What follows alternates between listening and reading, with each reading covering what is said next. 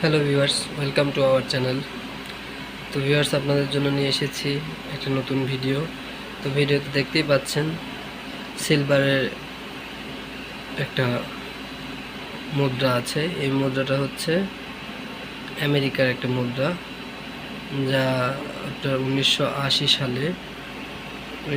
সালে এটা তৈরি হয়েছিল। সে ইম্পেরিয়র।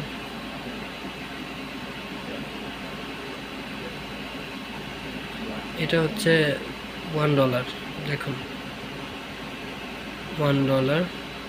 এর গায়ে লেখা আছে united state of America. United state of America. আর এখানটাতে লেখা আছে হচ্ছে গড উইথ ট্রাস্ট।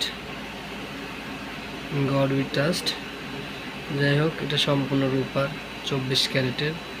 এটার পেছনে আছে ঈগলের একটা ছবি, আর অপোজিটে আছে হচ্ছে সম্ভবত রানীর ছবি।